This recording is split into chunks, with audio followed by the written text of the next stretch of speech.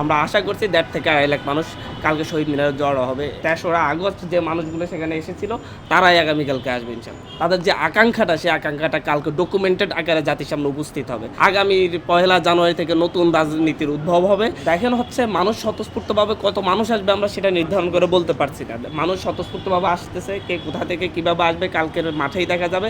আমরা আশা করি এটা হচ্ছে 1.5 থেকে 2.5 লাখ মানুষ হতে পারে।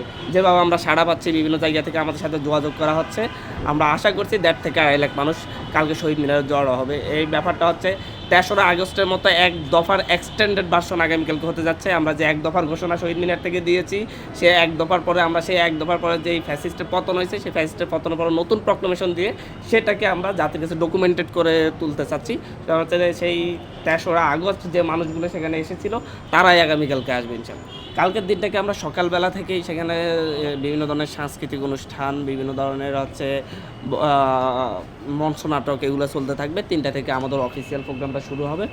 তো হচ্ছে সেই জায়গায় আমরা মূলত হচ্ছে আগামীকালকে বাংলাদেশের মানুষ নতুন স্বপ্ন দেখবে। আগামীকাল থেকে তারা 24-এর গণঅভ্যুত্থানের যে আকাঙ্ক্ষা, তারা হচ্ছে 24-এর গণঅভ্যুত্থানের সময় তারা যে জীবন বাজি রেখে লড়াই করেছে, তাদের সন্তানরা জীবন দিয়েছে, আহতরা তাদের হাত দিয়েছে, পা দিয়েছে, তাদের যে আকাঙ্ক্ষাটা সেই আকাঙ্ক্ষাটা কালকে ডকুমেন্টেড আকারে জাতির সামনে উপস্থিত হবে।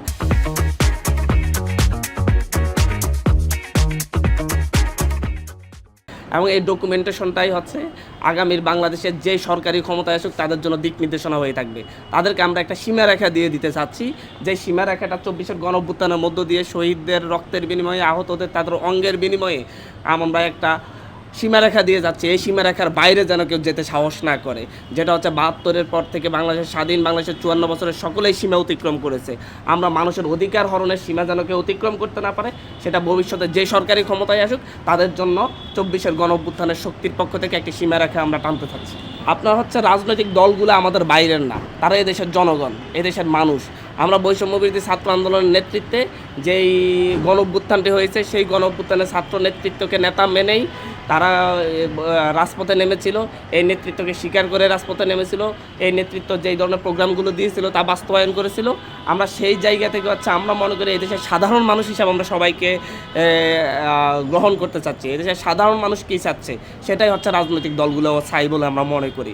এদেশের সাধারণ মানুষ চাচ্ছে হচ্ছে নতুন রাজনৈতিক বন্দোবস্ত হোক, নতুন বাংলাদেশ বিনিময় হোক, আগের মতো বস্তা পচা রাজনীতি যেন এই দেশে না চলে। সে বস্তা পচা রাজনীতির অবসান ঘটিয়ে আগামীর 1 জানুয়ারি থেকে নতুন রাজনীতির উদ্ভব হবে।